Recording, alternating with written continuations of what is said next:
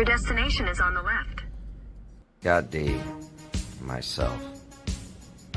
We want to get back out there, meet as many of you as we can possibly meet, and get the interviews from those of you mainstream media has been ignoring. We're not going to ignore you.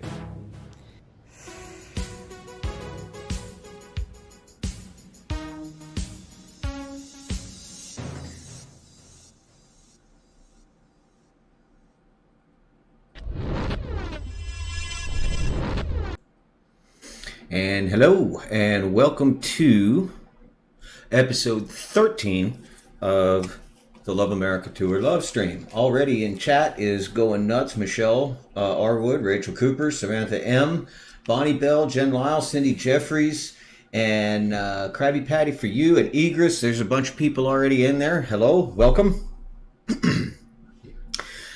Getting right into it, I suppose. We've got a couple of news and announcements. A lot of these are the same, but we're going to go ahead and hit into these. Samantha M says won't be able to be on for the whole stream tonight because tonight's the big night. She's actually been selected. One of the members of our Lat Fam has been selected to be one of the virtual audience members for The Masked Singer, and that is. That also enables her, I guess, to be one of the judges and vote. Heather May says, how do you get to the chat? It sounds as though you have, because I can see what you're typing. Getting right into it. Ways to spread the love. If you are, or know somebody who is, familiar with VB Audio, I would very much like to speak with you. Also, if you're familiar with Stream Elements or NDI, I would very much like to speak with you. You can reach me at streaming at loveamericatour.today. You can reach me by emailing Husky at muchmoregooder.com, or you can just DM me on Twitter. And again, VB Audio, Stream Elements, NDI. I'm looking for people that are already familiar with that. I am working on familiarizing myself with that, but we'll go ahead and leave it there. The cookbook. We definitely want to talk about the cookbook. We have until the end of this month to get our recipes in to plainsimpleryan@gmail.com.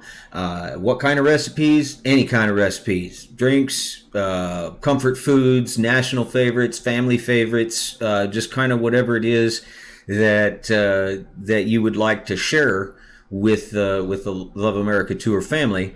We would love to have your dishes and possibly even the story behind those dishes appear in the Love America Tour cookbook, which again, you have until the end of September to get those in, so start typing them up and we'll go from there. International guests.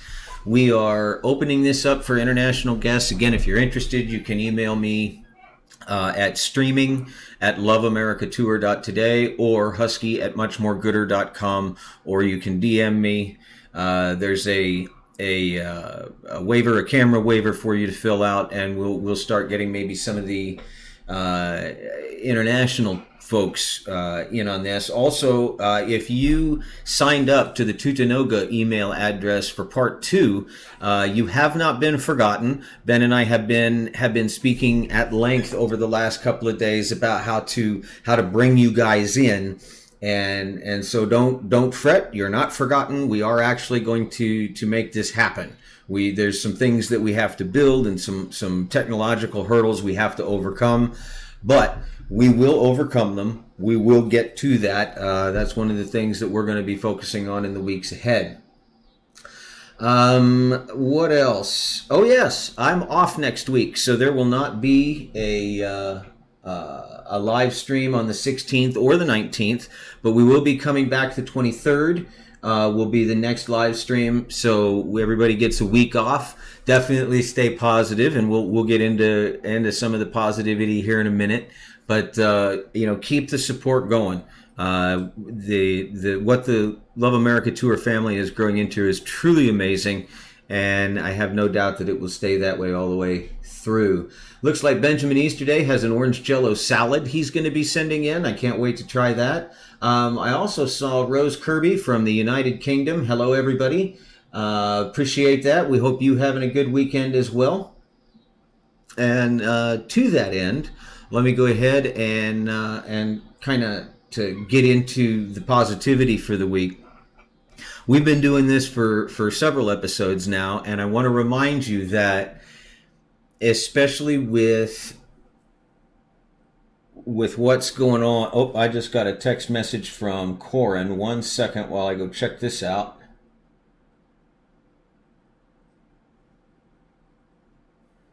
Okay.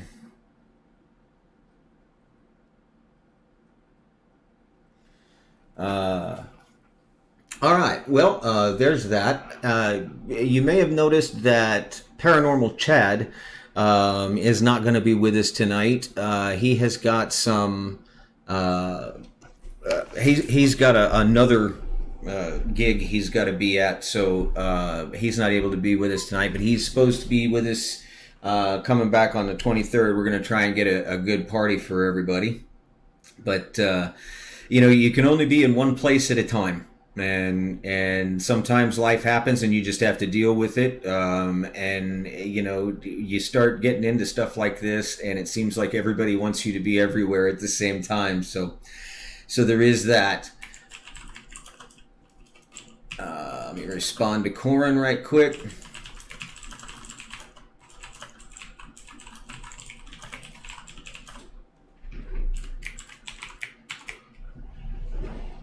Okay, let me get that out of the way.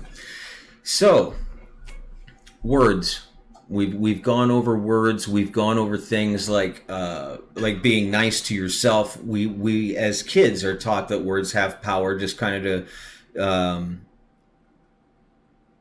to rehash last live streams a little bit. Words have power. We're taught to be nice to the other kids, in kindergarten, and but we're never taught not to be nice to ourselves. And the words that you use to think to yourself and communicate with yourself, that is, those are incredibly powerful and largely aren't even thought about.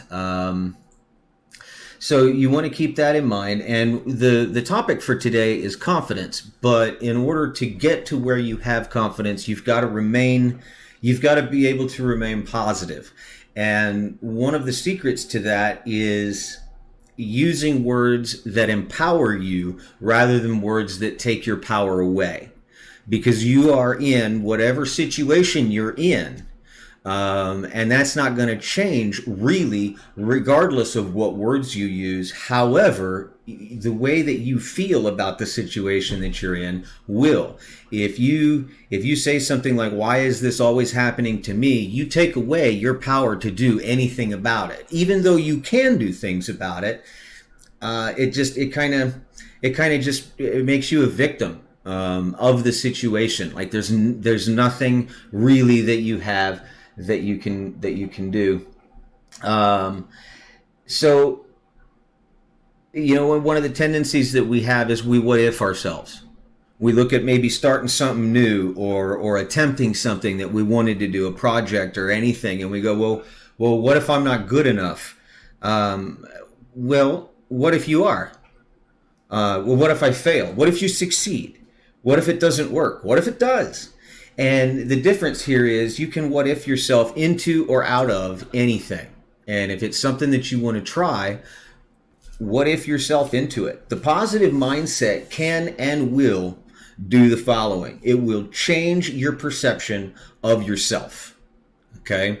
And the reason that I say that is if you're using words that take your power away and keep you in the circle of concern, which we've talked about, of things that you worry about but you can't do anything about, that takes your power away and things are happening to you and around you that you can't do anything about.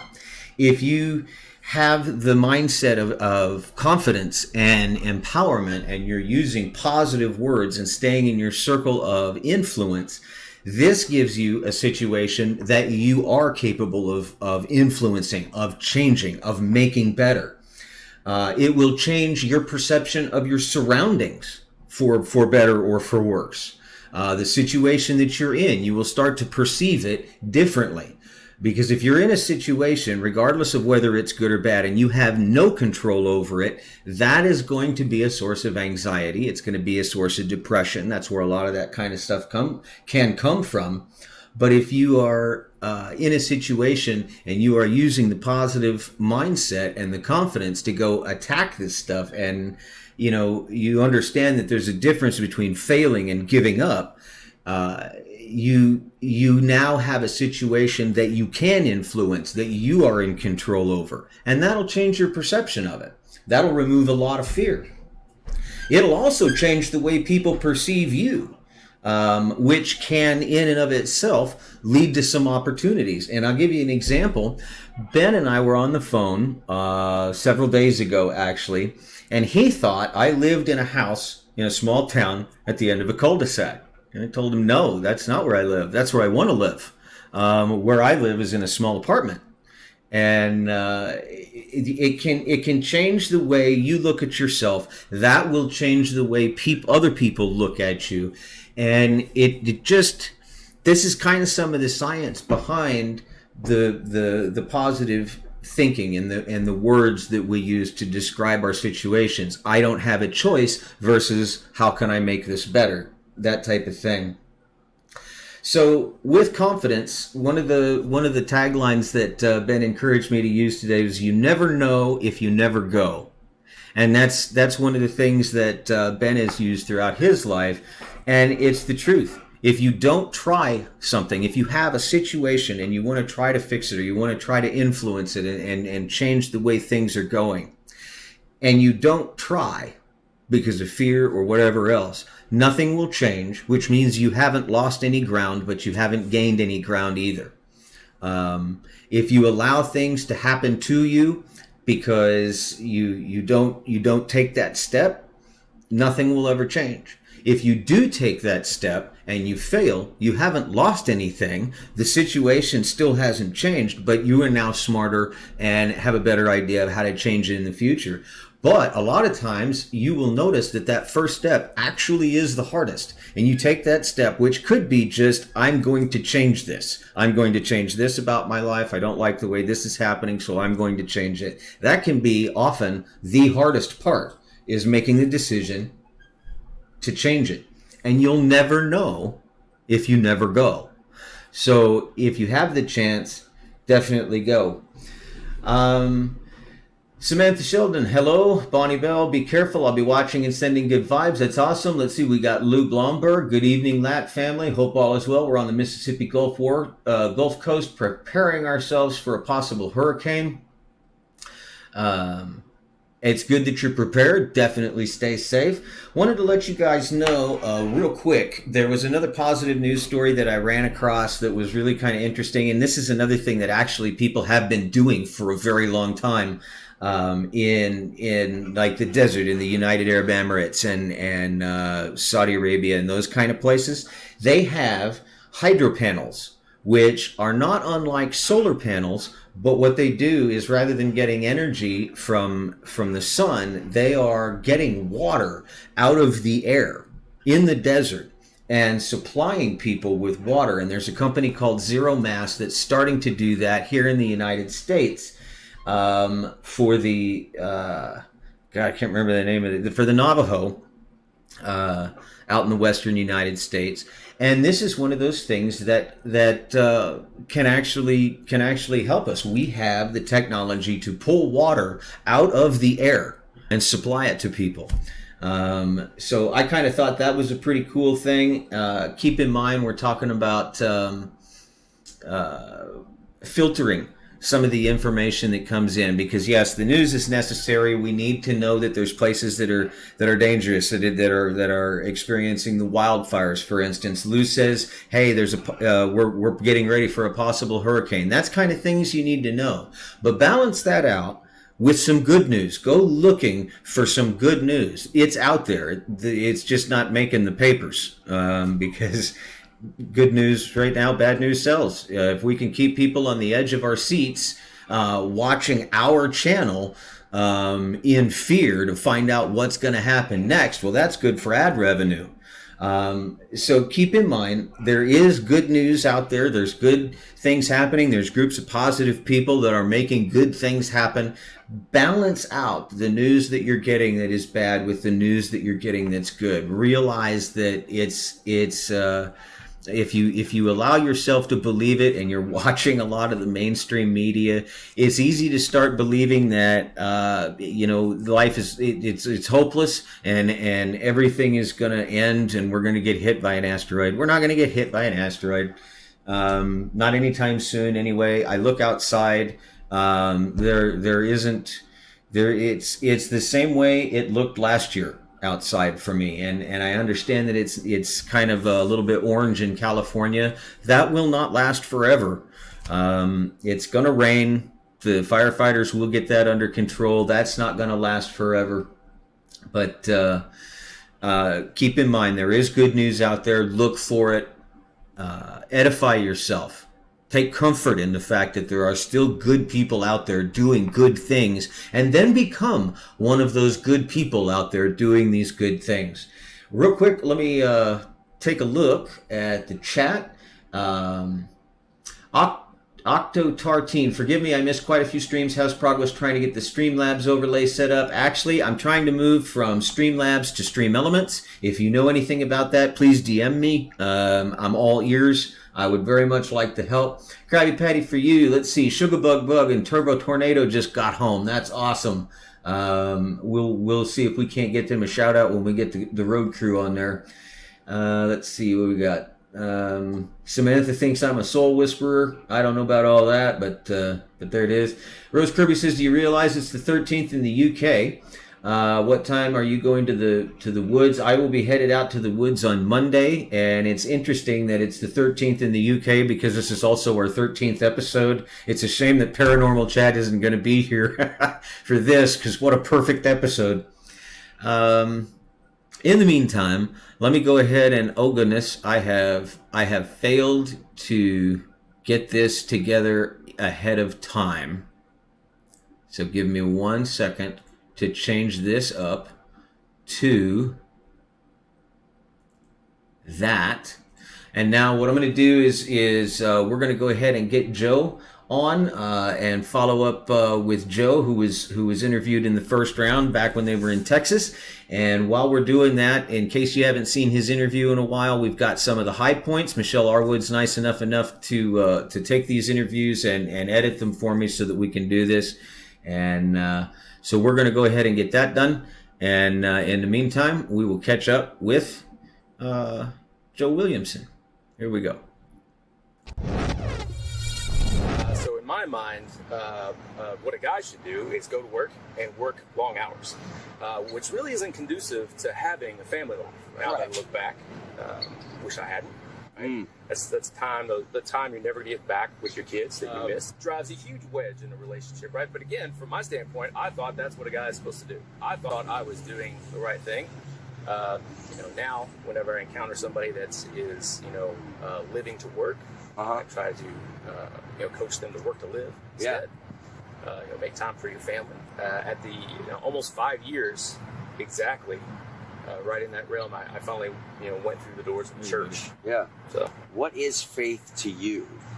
What is it to having faith to you? What is that? What does that mean? Wow, that's a heck of a question. Faith to me, I can't even explain it. Testing. It's my compass. It's my guide. I can't. It's peace. Like I'm at peace in knowing that I feel good about myself. The only time I actually worry about family members. From the aspect of I guess you could say being saved. I worry about others' salvation, not so much my own. So that's my focus, right now. But all I can say is God's been good to me. Okay, and we're back with Joe Williamson from Texas. Joe, how are you doing today? Great. How are you guys doing? I'm hanging in there. I've got to adjust the microphone or the volume on my headset here, but I think the volume for the stream is doing good. So I gotta ask you, Joe, just to get us started, what kind of things have changed for you since Corin interviewed you the first time? Well, I think the biggest change is I got married. Well, congratulations. Thank you. um, and has anything? I mean, not that that's not a humongous change, but has anything else changed for you? No, not really. That's primarily the biggest change, other than moving to work from home, which that's I was kind of unsure about that move at first, but I'm really learning to enjoy it. Honestly, that my commute is pretty easy. Well, and that frees you up, I guess, to also be around the family more and some other things. I think working from home has a lot of benefits. What kind of work is it that you do? So I'm a manager in a call center. Okay. Okay, I've got a little bit of experience with that earlier in life, but and that's cool. I think that people are being freed up to work from home, and I think even as we see the end of COVID come and go, so to speak, I'm hoping that people remain in the work from home environment. I think it's a really good thing. Yeah, it's something at least where I work, where we fought for, and I'm just glad that myself and other leadership was able to secure work from home for our team. So very happy about that. Definitely want everybody to stay safe. Sorry about that. I definitely agree. And so tell us about we heard about, if for those of us that have gone back and watched your interview, how are your kids? Kids are doing great. So the oldest and the middle child went back to school, college. So one is sophomore and the other one's entering junior year. So far so good. It's the normal stuff we deal with at the beginning of the semester, where they get used to the workload. Mm-hmm. And they're like, oh my goodness, I'm unsure that I can do this. And as the parent, you're there to work with them and reassure them, absolutely you can do this. A lot of people do this, and keep in mind that you should be able to see the light at the end of the tunnel. This isn't forever, just a couple years. Yep. Yeah, and just jumping back into it, I remember even in high school, after the summer vacation, going back to school and going, yeah, I don't know how I ever managed to pull this up, but it can be difficult. But with confidence, you never know if you never go. Like we were talking about a little bit earlier, you have to do it. And isn't there a third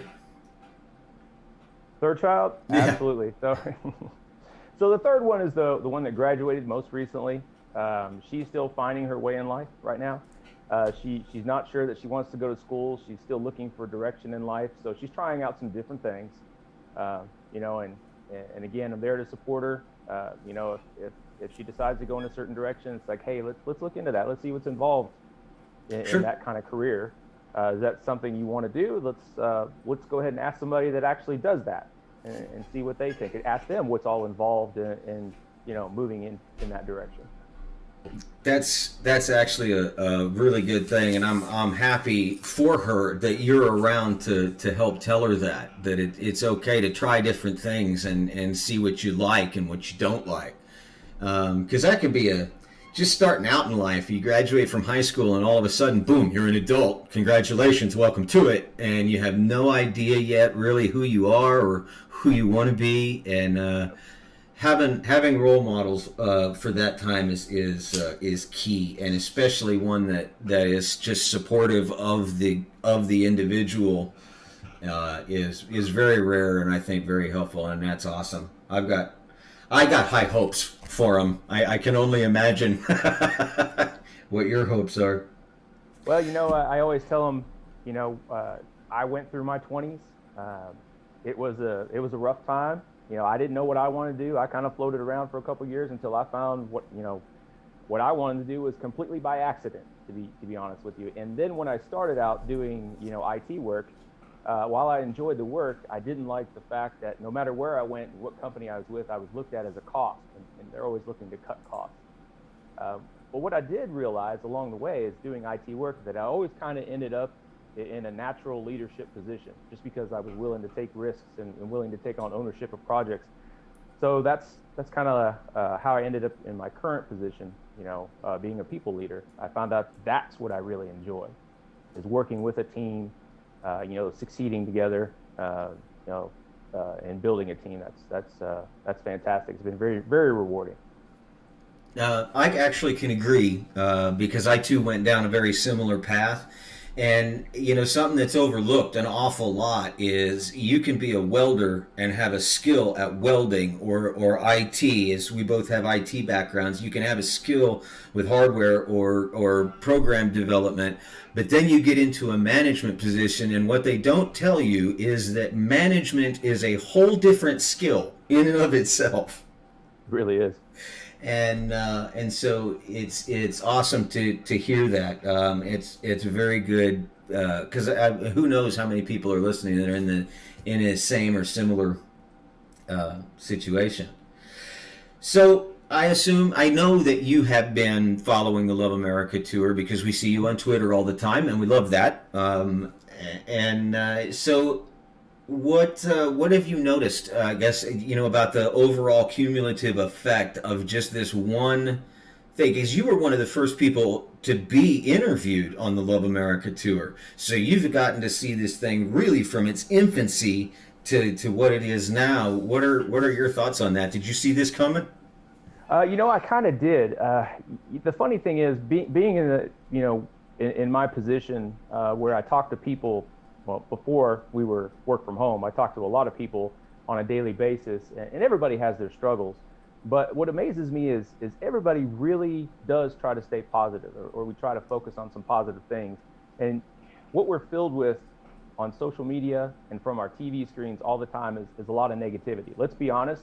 Mm-hmm. Our mainstream media is selling division and fear, and people are buying it. Oh, yeah. It affects ratings. It's what sells.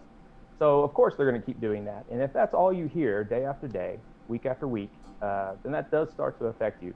And what I like about what Corin has done is he's basically, hey, let's go out and interview some real people. Let's get to know each other, something not everybody takes the time to do. We are more alike than we are different, no matter what your political background is, no matter what, what your socioeconomic background is. We are, similar. So sure. I think him focusing on people and us getting to know each other, it's been very positive. I've noticed the positivity. We've come together kind of as a family. I know we always do the hashtag LatFam, Love America Tour family, right? Love you guys, by the way.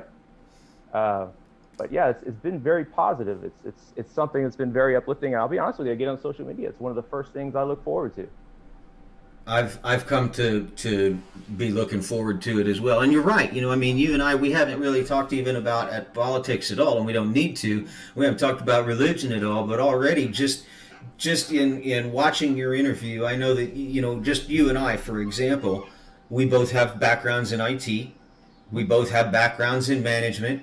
We have backgrounds in kids. Being the age of, oh God, now I'm an adult, what do I do, how do I adult, and so we do have similarities. We have things we could talk about for weeks without getting into any of the division stuff.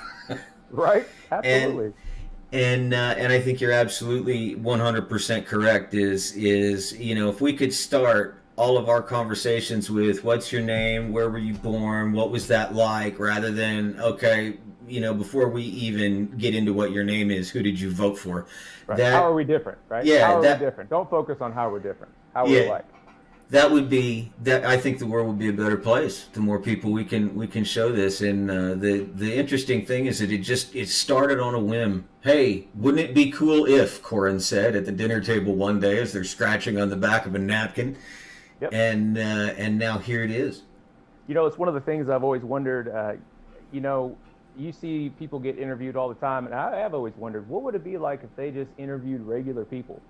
What would that look like? And now we get to see what that looks like. It's actually very wonderful, very uplifting. Yeah. Yep. Everybody that I've done a follow-up interview with has been able to find a common thread in the regular people that Corin has interviewed up to this point. And there's several, because everybody's is just a little bit different. They take something a little bit different away. But there are so many common threads that everybody that I've watched, every interview that I've watched, I've been able to find something that me personally, I have in common with that person.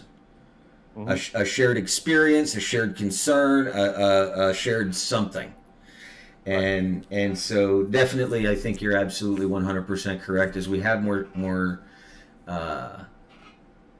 similarities than we do differences. In the light of the common thread, what's the common thread you've noticed across the interviews and of people? One thing I've noticed is, people aren't afraid to show who they are, and I really like that. I don't think I've seen an interview yet where anybody kind of held back. We learned a lot about people during those interviews. Sometimes we kind of touch on even some dark times that we've had, some dark experiences we had, and those are the things that have shaped us. So obviously, it's good that we kind of bring that out. I think when we hear that, it's very relatable. A lot of times we sit in our own world and we think all these things happen to me. Why don't they happen to everybody else? Well, they do. They happen to everybody else. It's just that's not what everybody else leads with, right? So bad things happen to everybody. It's how we react to those things that allow us to move forward or not. That's interesting, because I think that's one of the first things. You're one of the first people to mention that, and you're right. Every interview I've watched, there was a moment, a dark moment, and every person that has mentioned their dark moment has also mentioned that is now a source of their strength. So that is absolutely terrific. So with you, because everybody does have those dark times, and this is another question that I ask everybody: when life's beating you down, and everything seems like it's not going to go your way, most of us have a source, some place that we go to draw positivity from and draw strength from. What's yours? I think a couple places. First, I draw strength from my faith. But secondly, I look back upon my life, and there has been some dark times. And I look back to those times, and there were times when, I lost everything, absolutely everything, including a place to live. And of course, at that point I leveraged family, and I'm glad that I have my family there to support me and help me out. I know not everybody has that, and I feel blessed to have had that in my life. But I look back to those times and how terrible it was and how I felt and how I looked at this, and I said, how am I ever going to get out of this? I mean, I went from a place where I was making a lot of money. Since I had left college, I didn't really have the degree. So I said, how do I crawl out of this hole that I dug for myself, right? So, and I think I talk about this in my interview where I came up with this 5-year plan. I kind of leaned back into my faith, and I said, well, I read somewhere or heard somewhere it takes 5 years to change a person. So I said, let's work on that. What can I do today to make a positive difference and affect my future? And that's what I worked toward. And it took, 5 years. It really did. When you dig yourself a deep hole, you're not going to come out of it instantly, because, more than likely you didn't get there instantly. Nope. Not at all. And that's something actually that I've noticed is another common thread is often we as individuals, and it's not everybody, but it's an awful, I think it's probably the majority of people, are willing to endure more, try harder, go further for someone that we care about than often that we are for ourselves. And that can be a definite motivator. And also, like you said, looking back to see how far you've come. Because often when you're trudging forward and it just doesn't seem like you're making a lot of headway, and it's like, well, crap, why am I even doing this? And you turn around and you see how far you've come over 3 of those 5 years, for instance. You go, oh, okay, that's why I'm doing this. I am making it.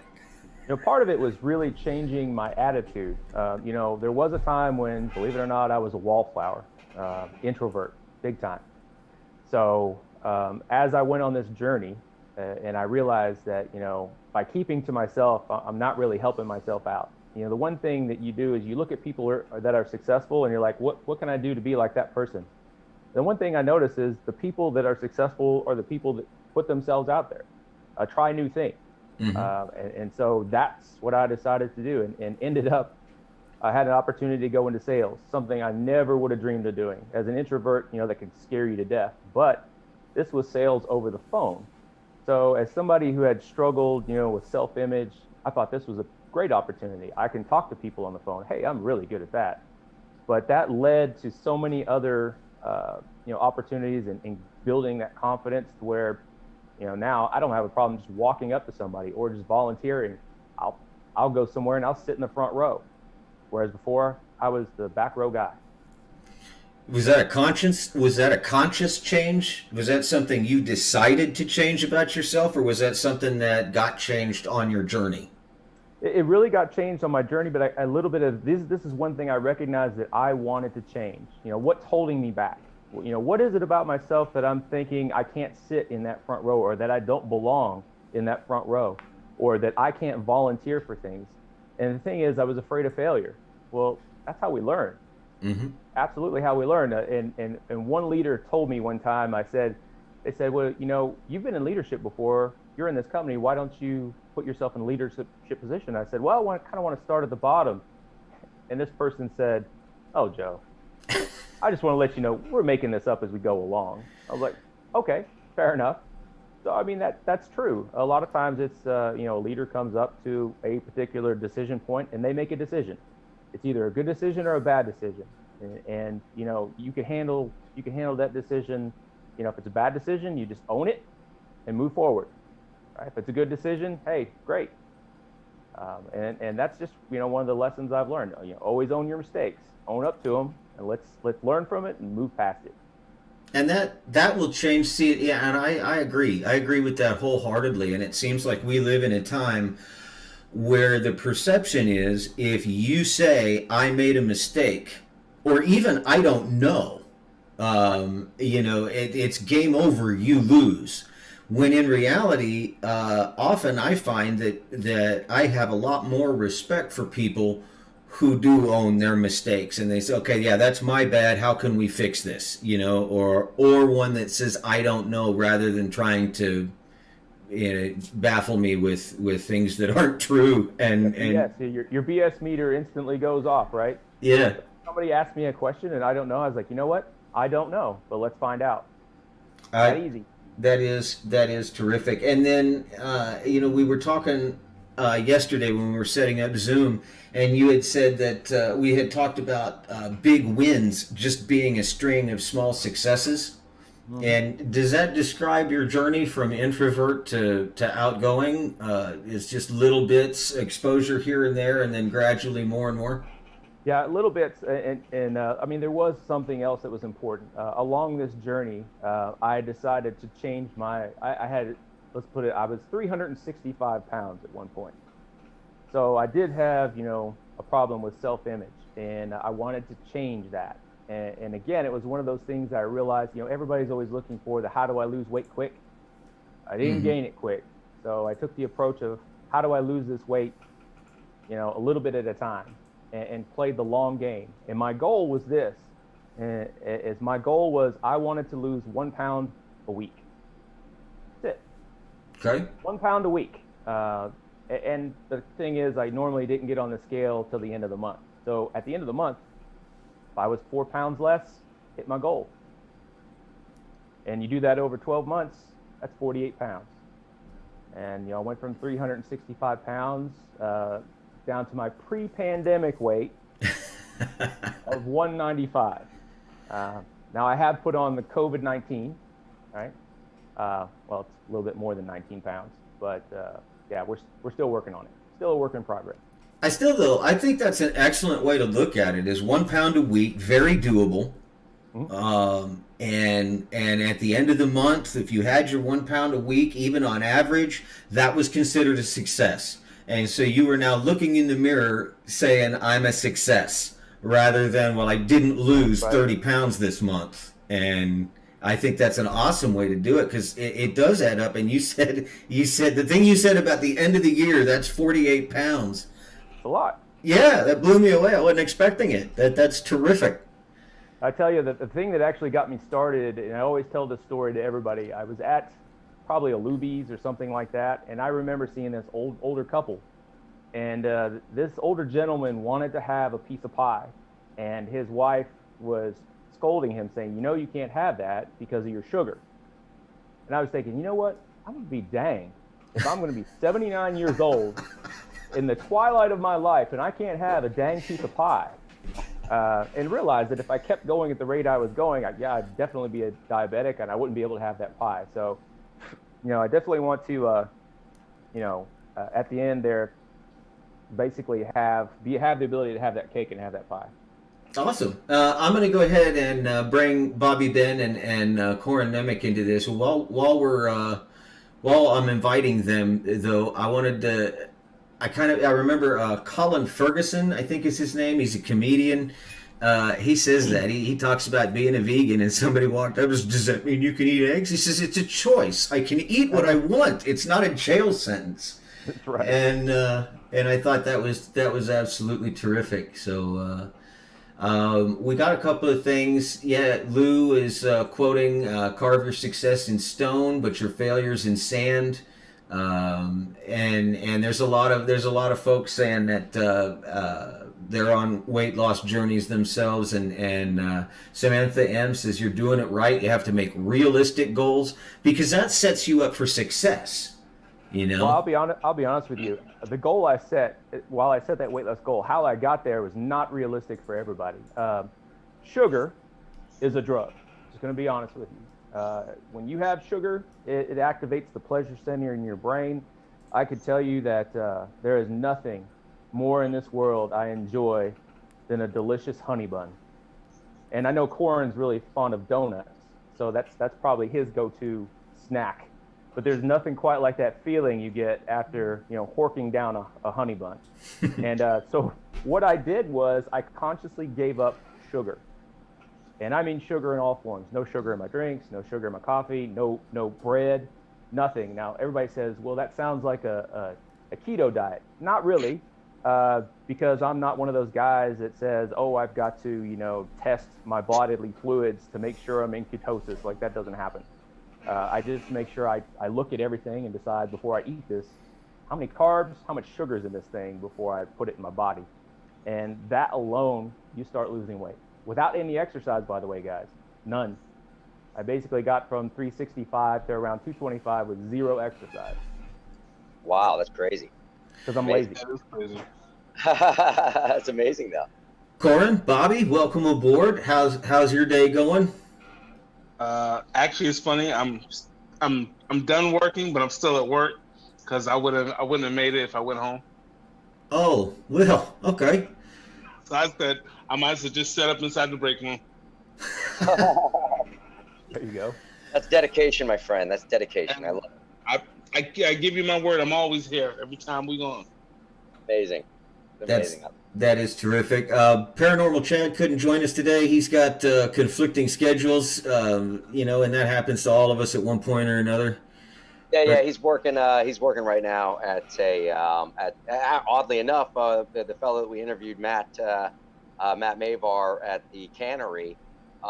He asked Chad if he wouldn't mind going over there and helping him run his kitchen for now, because Chad's very competent while he's starting up his place, which has been doing great, by the way.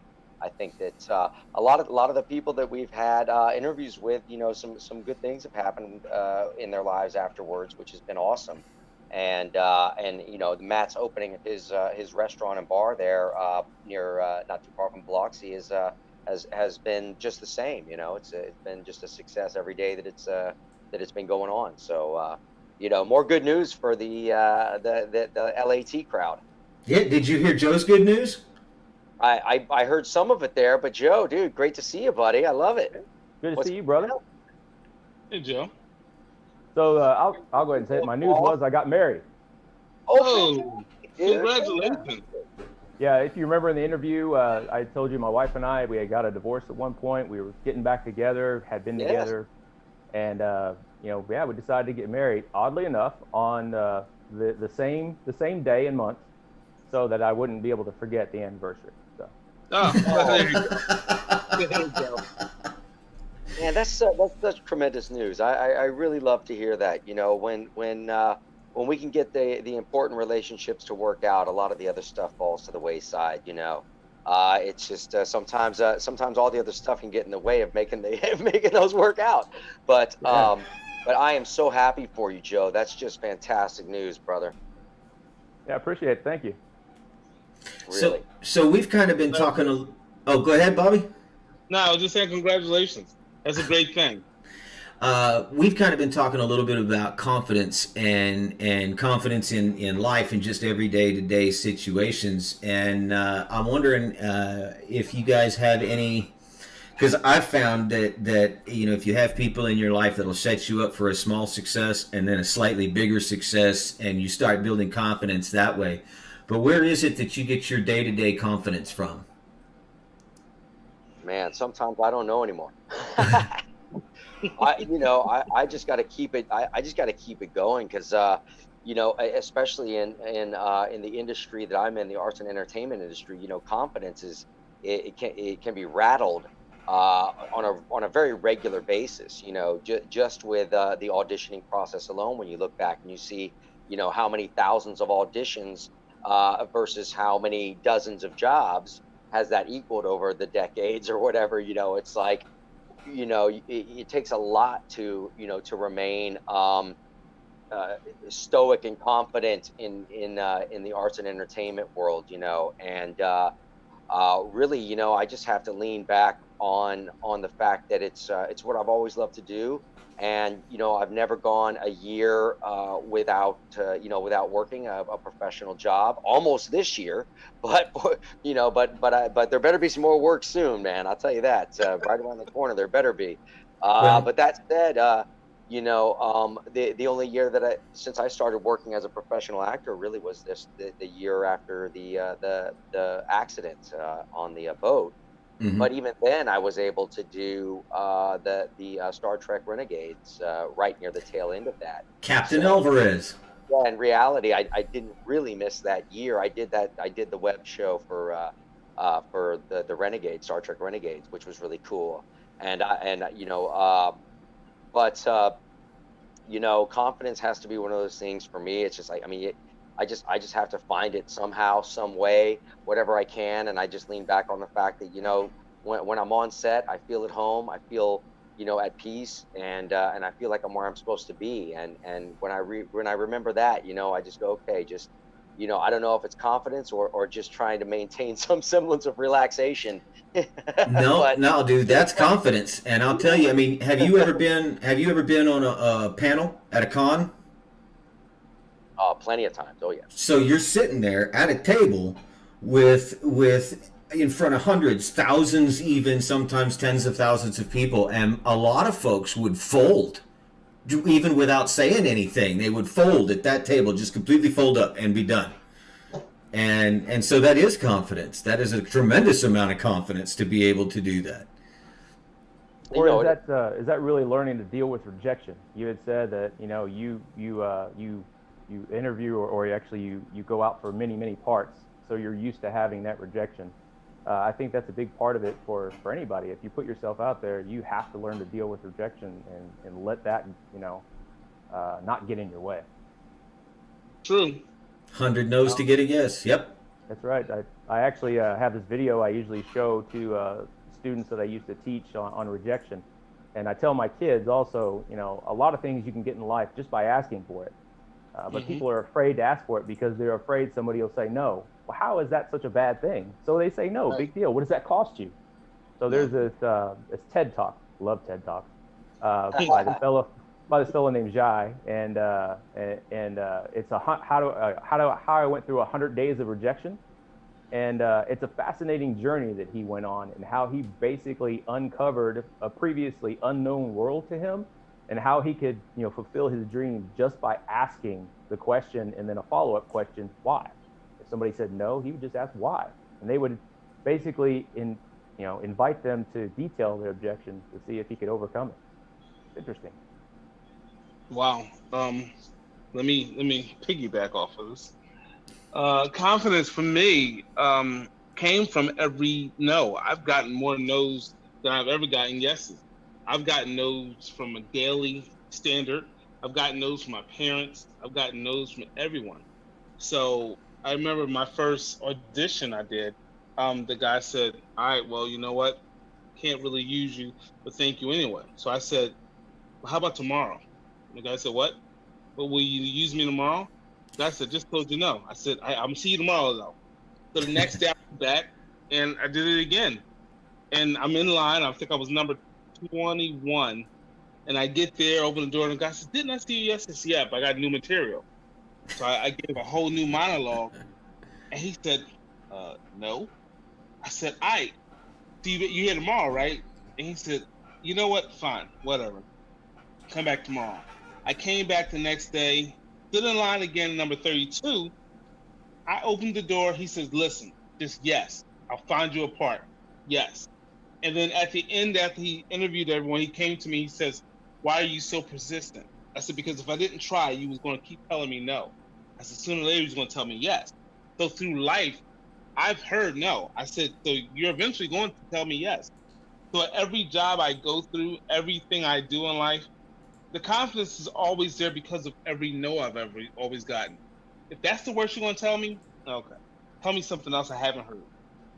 And it pushes me every day. I always tell people, if you're going to laugh at me, you're going to laugh at me to the bank. We're going to laugh together, but you're not going to laugh and destroy my confidence.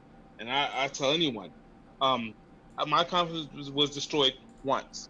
I'll never let it get destroyed again. So I'm always looking for the failure, because that failure is going to just push me back to the top. Well, yeah, and I gotta mention that a lot of people in the chat are saying very similar things, and I think a lot of the surrounding area is realizing that receiving a no can often hurt, but if you go into like a job interview and you don't have the job and you get told no, you still don't have the job, you haven't lost anything. But if you get a yes, you've bettered your position. So it's really, you have nothing to lose, in reality, by going after it. Right. And, okay, so I'm going to go ahead and, I'm sorry? I said sometimes you get really lucky too. You'll end up going out for a job and then you don't get it. And I've had this happen several times, and I look back at that position, and does it still exist today? And it doesn't. Several jobs that I went out for prior, I wouldn't be working where I am today because they eliminated those positions. So best thing that could have happened was getting that no for me. That was another thing that a lot of people in chat are saying, is often no's hurt at first, and then you don't understand it because you were really well prepared and thought you were the best for the job or whatever, and then 3-4 months later it's like, if I'd have said yes to that, if I'd have got a yes there, I wouldn't have got this much better job or this much better opportunity that I have now. And so sometimes it can be, for sure. And I have posted a link to the TED Talk that Joe was talking about, and and Victoria Thurman is saying that she read the book Rejection last summer. It's a good book, so it's very similar stuff. So it's in the link if you want to check that out later. I love that. That's great to have all that information in there, Husky. Love it. Well, it's good because a lot of times we get beat into looking at things like, oh, well, I mean, it's so often we will walk into a room so sure that we're going to get told no that we're inviting the no. Yeah, no doubt. And we pretty much sabotage ourselves into not even going into the room anymore. We won't even try anymore. And that's such a mistake, and it's only a mistake in perception, because it's your perception of the no being a loss. It's not a loss. You just haven't gained anything. And, you get a bunch of these no's, and somebody's going to say yes, like Bobby was saying. Listen, persistent. You got to be persistent at it. You do. I'm going to tell you that it's when you give up, and then the person behind you gets the job and did the same thing you did. But what was it? He was more persistent, because when you walked out and said, nah, he didn't hire me, your look of defeat made him say, nah, he's not going to get me. And you wound up getting the job because you was 10 times harder than I was. I mean, I went to enough auditions to say to myself, why did I fail? Because I wasn't confident. So then I started to learn to be more confident and walking in more stronger, knowing I have the job, opposed to saying, I hope I get the. Mm-hmm. For sure. Yeah, I dig that. It's it's not for the faint of heart. I can tell you that. Going into the arts and entertainment business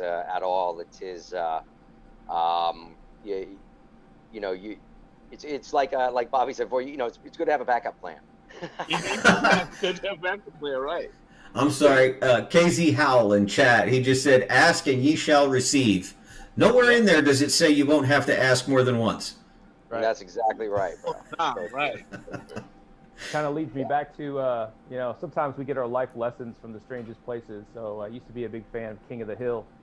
And at this one episode, Boomhauer takes Bobby out to show him how he gets girlfriends. And his secret was he just asks a bunch of girls to go out until he gets a yes. That was it. That was his secret. Good work. Well, it works actually in any industry. Obviously, I have been told no a bunch. I've been told yes after getting a bunch of no's, but never in the entertainment and arts industry. We do different things. And I got to tell you, I never thought I'd be doing this. Not in a million years. I never thought I'd actually be. Are you kidding me? That's so live streaming with Corin, Nemec, Yep. Joe Williamson, and Bobby Benn. Live streaming in front of a fairly large interactive audience. If you'd have told me that even a year ago, I'd have told you were crazy. Well, you would have been right there. Yeah, kind of the same experience for me. Like I said, coming from a place where I was very much an introvert, and got to a place where I was comfortable getting up in front of a crowd of people, at least 20 to 30, and then coming to this, just putting yourself out there. It's if you'd asked me, years ago, this is what you're going to be doing, I've been, no way, not happening. Somebody else, not me. Yep. So I noticed that I'm not sure where to go with this. I do want to let you guys know it is 3 minutes to 8, so we've done the obligatory hour, so to speak. And so if any of you have got to go, it's fine. All you got to do is bow out. But for the rest of this, if you got anything you want to shout out or say or questions you want to ask each other, this is a great time for it. Yeah, I'd love to hear if there's anything anybody's got on their mind out there on the feed. I'm in no rush. I'm in no rush to work. I got to tell you that I can tell you already, Corin, that I am dying to just ever since you mentioned the title, the script, Blackwater Blues. I am dying to hear the soundtrack. I want the soundtrack to Blackwater Blues. I can't help myself. Absolutely. That's what I've been busting my butt on just in these last days. I'm on the synopsis for episode 12. That's what I finished the episode 11 synopsis just before I got on with you. So I'm itching to try and jump back in there, because if I can finish this last episode tonight, then I can get these printed out and get some eyeballs on it and figure out all of the holes and stuff that are in the story, because I've been it's been a kind of a lone gunman approach to getting the rest of the story together, even though Jason London and myself came up with the original idea and the original pilot episode together. He's off filming a movie in California right now, and I don't want us to lose any time whatsoever, because I think that we have a great opportunity. I think that me and him have a solid track record as actors, that us two together playing brothers in a kind of deep South murder mystery series is a good idea. So we're going to see what it's going to take to make it happen. Alrighty. Well, that actually takes care of KZ Howell's question, which is how is Blackwater Blues going? I'm going to take the one. I'm going to take the one Samantha Sheldon and Bonnie Bill are asking. What's up with the RV? We have a lead on an RV and in Florida, and it looks like it might be promising. That's about as far as we're at right now. I got a buddy of mine from Iraq, chief, a fire chief that I worked for there. Stand-up guy, and he lives 15 minutes from that RV, so he's going to schedule to check it out either Tuesday or Wednesday of this coming week. And as soon as we get the information, as there are developments, that's where we're at right now on it. So I feel like Corin should probably take a mechanic along when he builds his team to go out this next year. Yeah, I that don't counts know, me yeah. out. Just in case. Yeah, I don't even know if that would have helped on the last one, to be honest. Right. That was just fly by the seat of your pants some in some of those moments, but well worth the adventure. I can tell you, man. What a tremendous outcome that the whole entire thing ended up to be, and just I mean honestly, we really thought that we were going to be lucky if we got 2 to 3 interviews per city that we went to, or per state that we went to, or whatever, and just the fact that we got so many more than even we initially thought was even possible, and we just totally went way beyond what our initial expectations were. And I was by the end of it, I was just pretty blown away by all of the interactions, and really the how all of the different stories have resonated even today when I'm thinking about how did it all blend together, because as we're putting together the pieces for this for a documentary, a more well thought out kind of documentary series version of it, is how these stories seem to bleed one into the other, and you end up kind of hearing a cohesive tale that everybody has, where each one can kind of transition into another, and you'd hardly even know that unless you heard the change of their voice, you'd hardly know that a new person was telling a new story. It's pretty wild, man. It's pretty wild. I got a question. I'm going to change the dynamic for 2 seconds, Corin, but this question's for you. You ready? Oh, sure. All right, listen. They just got finished filming Supernatural. I know you played the Campbell, okay? How was it working on the set with Jensen and Jared? I mean, honestly, those guys are, they're really laid back guys. They're not, they don't have any kind of edge to them when it comes to, like, I've worked on other sets on other very successful shows, and sometimes the lead, one of the 2 or 3 lead actors or so, might be a little bit standoffish, a little, not approachable. And that happens pretty often, oddly enough, and not that often, but it often enough where I've recognized it over the years. But these guys were very, very welcoming, really, especially when it came to the rehearsal process and like all that, because sometimes when you're on a show for that long, you already know what your character is going to do and all of that, and you're just and you're on point with it. And so when you're interacting with characters who are coming and going from the show, as I'm developing who my character is, what is that going to be like when I'm interacting with them? Is there elbow room for not improv, for improvisation, not saying like changing the dialogue up, but for some movement improvisation or different types of things like that. It's when you have actors like that who are just like, oh yeah, let's try it.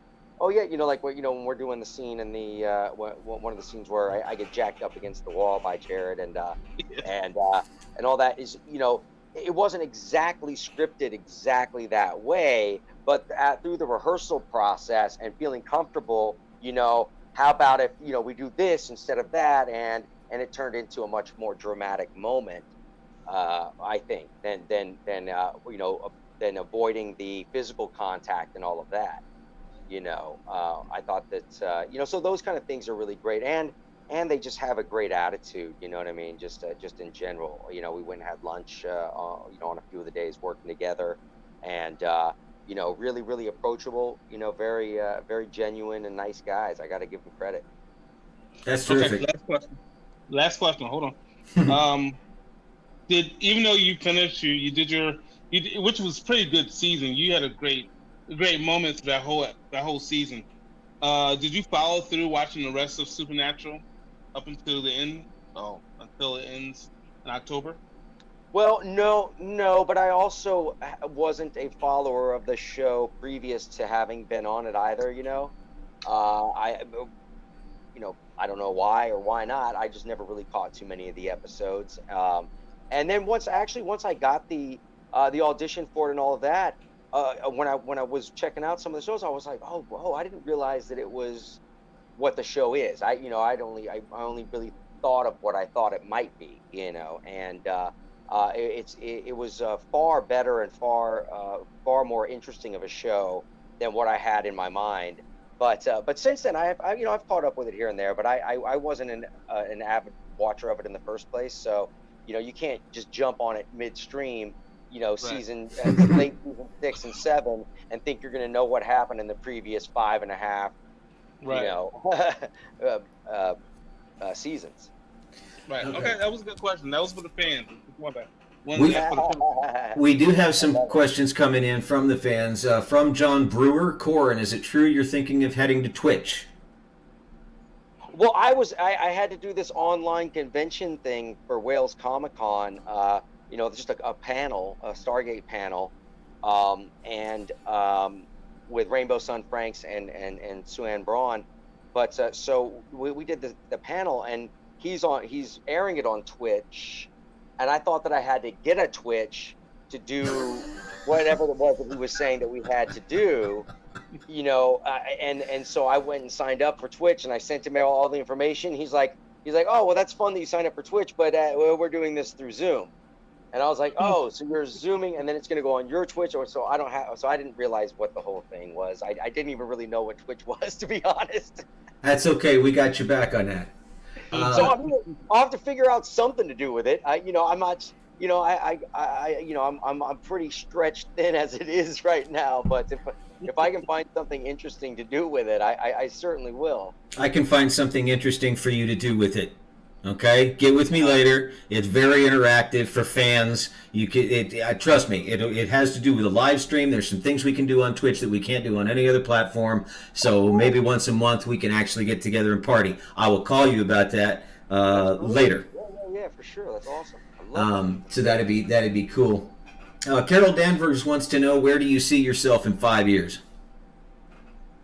Who's she asking? You. Gainfully employed. Dude, I'll actually predict that Corin will be gainfully employed and rehearsing his line at some Waffle House somewhere. He'll be working on his lines, right? That sounds good to me, because, you know, if there's so many Waffle Houses here in Mississippi that you know, if we get this show off the ground and we can knock out a season 1, hell, we might be here 5 years from now working on season 5. I'll move down there. So that could be extremely exciting, which I am totally down for. Okay, so could they end up doing what a lot of shows do, is they start filming it in Canada and suddenly that's Mississippi? Well, you can't disguise Mississippi for any other place other than Mississippi, Yeah, right. except for maybe some parts of Louisiana. But other than that, you know, it's a very distinct kind of. You could probably shoot some areas of southern Georgia for Mississippi, some places along the Chattahoochee maybe. You might be able to get away with a few areas. Brazil. But you know, it's a very unique place, far more unique than I was expecting. And also, you know, the more that I was looking at it from a logistics perspective, one of the better places to be able to launch further tours out of, because of how it's like just in the center, and you kind of like you know what I mean, like a you know, like a clock. You can go right, you're right over into the Florida and all that region. You go straight up through, you can end up in the Midwest very quickly. You go off to, I mean, it's, you know, off to the left or through Texas, you're up into, you know, actually it takes, you know, practically a day and a half to get through Texas, but still. Okay, I gotta go through here real quick and get caught up with the chat. Okay, so that's a question that I will ask in a second. I'll let you know we got people on from Italy, Canada, France, and now Tina M is saying hi from New Zealand. The Dorenzo family is on. And Bonnie Bell says, and people can tip on Twitch. Actually, Bonnie, you can tip on this show too, because the same thing they use to tip on Twitch works on YouTube, Facebook, and Twitter as well, and we've got that set up. So that's a possibility as well. KZ Howell, Corin, if you need extra eyes on the story arc or plot with Jason out of town and busy, let me know. Right on. Thank you, KZ. Definitely, we got some. John Brewer says in 5 years you might be doing a Parker Lewis reboot, which actually is quite possible. Lou, They should have jumped on that a little sooner. Lou Blomberg wants you to know that Morgan Freeman is here in the Missouri Gulf Coast shooting a movie right now. And let's see, Bonnie Bill wants to know, has Corin kept in touch with anyone from Supernatural? I mean, only I see them at the conventions. You know, when we were still allowed to do conventions in the normal world. They're I tend to bump into at least somebody from the show every third convention I go to or so. But I'll normally see at least somebody from the show, but I didn't necessarily work with them. But me and Mitch Pileggi, we used to bump into each other all the time at the conventions. That was a lot of fun because Mitch is such a great guy. Me and him get along really, really well. And, it took me forever. For whatever reason, me and him ended up at a bunch of conventions together for a while. That was really awesome, actually. It took me forever to realize to see Mitch Pileggi as Grandpa Campbell. Rather than Assistant Director Skinner. For like the first couple of episodes that he was on, I seen Assistant Director Skinner. Okay, so he got run out of the FBI and now he's hunting. Okay, that makes sense. Yeah, great gigs for him, man. He's had a really, really solid career. Lou says Mississippi. I must have said Missouri. Morgan lives in Mississippi. I said MS Gulf Coast, and I immediately went Missouri. It's the Mississippi Gulf Coast, which is where Morgan is. Morgan Freeman. And, you gotta give me some break here and there, because like I said, I got 3 monitors, and the things that you guys are doing to me, I have issues sometimes remembering names. And we've got Ben Easterday, the producer, who has a partner named Bob, and we have a regular on the show named Bobby Ben. And I know, it's so hard. Ben and Bob and Bobby Ben, and it sounds like Bob. It sounds like an old 50s song. So I'm sorry about that. Yeah, Mississippi. You might have to come up with some nicknames. I know several places, my first name being Joe, I've worked at several places where there's always another Joe. It's always interesting how we overcome that. I worked at one place, and since there was a Joe that was about 6'5", and I was not, and I was a little bit rotund at the time, he was Tall Joe and I was Untall Joe, so that's how we were referred to. Or at one time I worked with a Hispanic gentleman by the name of Joe, and so they decided to call me Jose and call him Joe. You just saw me put my head in my hands. That's because Bonnie Bill decided in chat to say it's raining Benns. It's raining. Hey.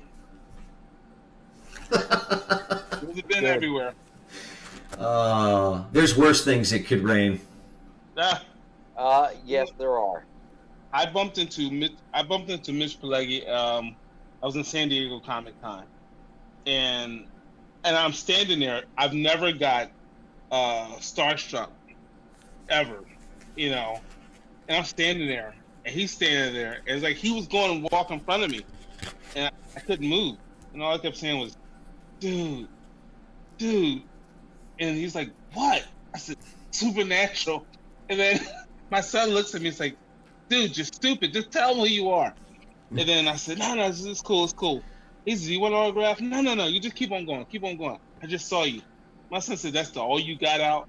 And I was so starstruck. I didn't know what to do. And I'm not there. I'm there because I'm with the cast of a show. And they're looking at me like, how do you get starstruck? I'm like, I don't even know. But Mitch Pileggi, I followed his whole career going on. And when he got on Supernatural, I was like, oh yeah, this is my whole life right here. But it was so different, and I always tell people that when you get series like Supernatural or the X-Files and stuff like that, it takes one person in your whole entire life that make you starstruck and forget everything you said. That's kind of interesting you say that, Bobby. Someone asked me, when I did that first interview with Corin, they're like, you seem so natural, and didn't you get kind of starstruck? And I always tell people, it's like, I used to get starstruck until I realized something, that most of these folks are just like me. And really what started that, and this is kind of interesting, is, Jeremy and Jason London went to school in DeSoto, Texas. So I actually had a friend that knew them in high school. And I graduated with somebody who's now a regular, daytime soap opera star. So I think that kind of took the whole, starstruck thing away, because I noticed that these are just everyday folks, and this is the career path that they've selected for themselves. Right. They've worked hard at. So I guess I just don't have that. So I find that fascinating that you finally ran into somebody where you're stumbling over your words and like. Yep. Couldn't get it. Couldn't stop. That Joe, and the fact that I put my my flip flop laden feet in a red ant pile. You did. That probably broke the ice pretty quick. Probably saw. I think just you broke Bobby too. Really was in a matter of moments, as I was yelping and smacking red ants off my feet. Well, I got to tell you, there's another part of this too, and I have been close to the industry enough that I have met several people who are actors and in various degrees of fame. And like you were mentioning earlier, Corin, there are some of them have had the successes gone to their head. They let the success go to their head, and in their minds they become better than the people that they're around. But I have also met some people. You are one of them, Corin. Terry Farrell actually is another one, as an example. And there's a couple of them actually from the Star Trek world that are like this. They stayed regular people. Sure, they played characters that were well loved. Jonas Quinn and all of those that were very popular and very. But when it was Corin Nemec or Terry Farrell or Alex Siddig or whoever. They were just Corin and Alex and Terry and hi, how are you? What's your name? Where are you from? What was that like? And it's just, you have a way of making people feel at ease because you're a regular guy when you're not, behind a camera. And I think a lot of actors, some of them miss that. They forget. Yep, they do. Yep. So there's something to be said for keeping it real. That is true. You have to. There is something to be said for keeping it real. So just checking. Anything else out there? Yeah, there's a little bit. There's a lot of people saying that you did starstruck them a little bit. They're mentioning all of the cons that they want to get started back up so they can go, and then it's like, are you going to be at this one? Are you going to be at that one? And it's kind of too preliminary. It's too premature to tell. Because they haven't opened back up yet. But. I will publish it on my Twitter at some point here in the near future. But I am going to do a small appearance at a really popular comic book shop around the Halloween time in Pensacola, Florida, which I'm actually really excited about. It's going to be a pretty unique setting. They do some kind of screening of a theme. Of a movie, for that night, so that they'll have a really fun movie that everybody watches afterwards, and it should be a cool event. So I'll inform everybody a little bit more about that on Twitter when I get the e-flyer for it and everything. Okay, if you don't know who Corin is on Twitter, it's at I am Corin Nemec, and you can pretty much bet that at Love America Tour will retweet any announcement he makes about where he's going to be. So. Bobby, what you got going on? I know you have a number of projects. You got any updates on that, or what you need people to do, or how you need people to contact you? Because I know you're looking for volunteers. Dude, I got a lot of stuff, but the one that we're going to do that I want everyone to really tip in on is the improv. It's the improv Zoom comedy. How do I want to put it? It's a comedy moment for everyone.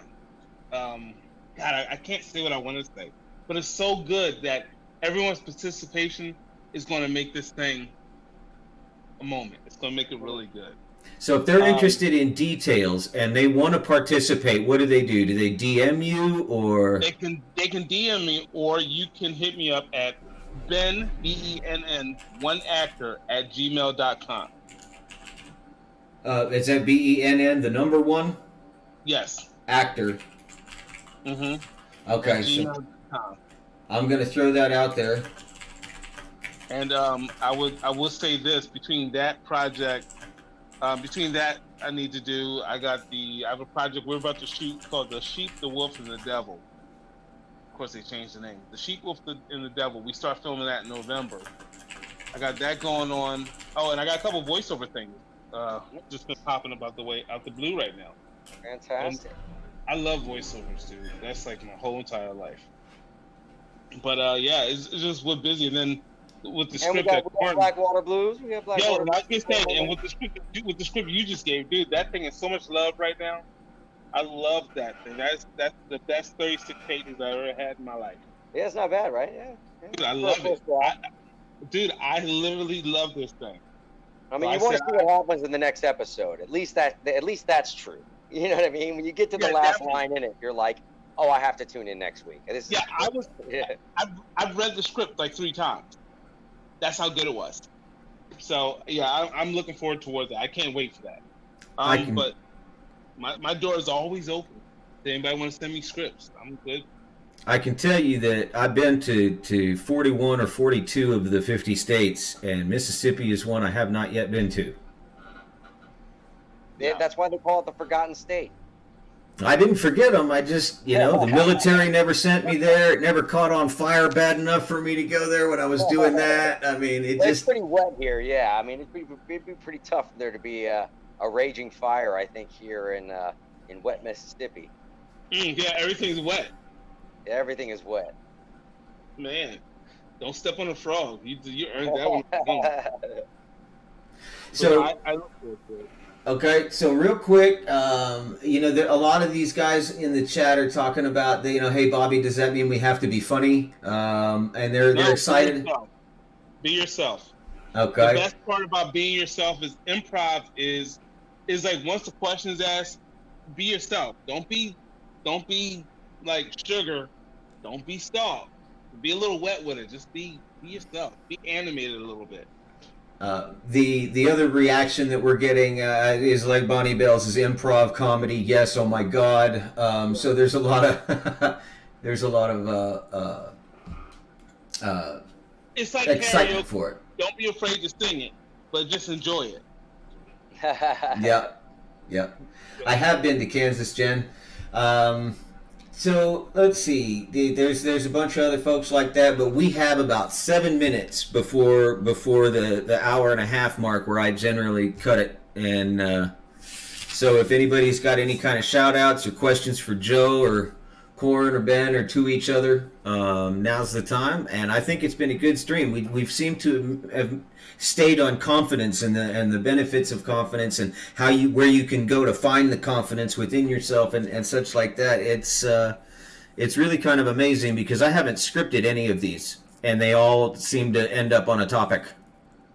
Yeah, I mean, confidence is a really great topic. It's something that I'm glad was actually brought up tonight because it's definitely somewhere where I've been needing to do a little bit more nurturing on my own. So I think that's it's great that it was a topic of conversation, and I can take that into my day tomorrow, and practice breathing in some confidence and breathing out some negativity. You know what I'm saying? And just make sure that on a daily basis I can do the little things that I can do to keep perspective and to keep feeling like we're not over a bottomless pit sometimes here. Well, feel sometimes, but even before I know we're not. Even before you started saying that, Samantha Sheldon gives a message to you basically from the Lat Fam, and I think she speaks for all of us, which says, let Corin know we've got his back. Absolutely. That's right.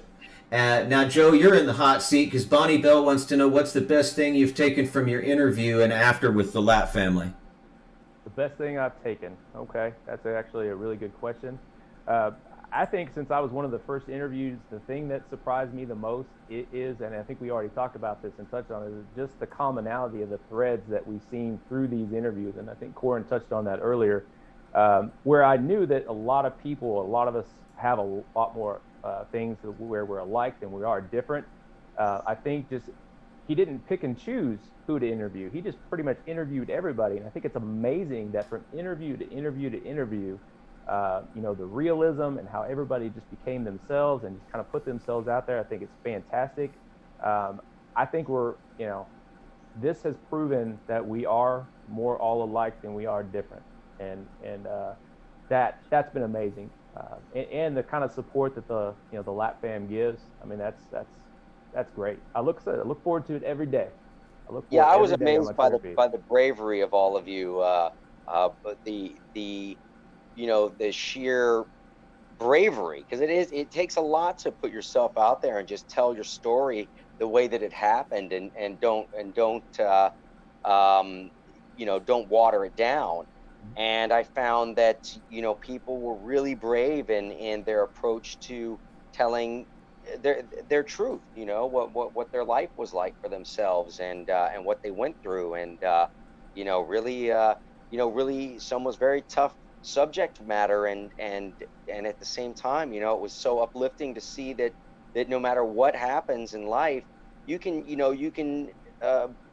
pull yourself up by your bootstraps, tie them on tight, and keep marching, you know, and that there's sunnier days ahead for all of us, so long as we don't let the cloudy days bring us too far down. I got nothing that makes any of that better than it already is. I got nothing that makes any of that better. Well, that's how we like to end things, on a good note. You know? Absolutely. Yeah. Something to chew on. I can't see. Go ahead, Bobby. All I want to say is that no matter what you do in life, just find that confidence and keep it. Take that confidence like a ball. You're going to bounce that ball up and down. The moment that ball stops bouncing, don't let it in. Find out why it stopped. Keep that confidence going as that ball would. You can lose your confidence like the wind, but it's harder to get it back if you can't find it. I'll tell anyone, the hardest thing, you can be studying for a script all night long. You can study the script, and in your head you know it. It takes one thing, like one little thing that messes you up on your way to that audition. And right there, just screws your confidence up. So don't let anything disturb you. Don't let anything stop you. Just stay focused and stay the course. That's it. Love it. I agree. Great. I agree. All right, well, guys, that's going to do it. Remember, we're kind of. I actually am the guy that's taking a vacation this coming up week, so we won't have any shows from Much More Gooder until the 23rd. Will be our next one. With any luck, we'll have lined up a special guest. Corin, have you ever worked with Prince Bagdasarian before? I don't know. I would imagine that interesting of a name, I would recognize it right offhand, but it doesn't ring a bell for me as far as working with.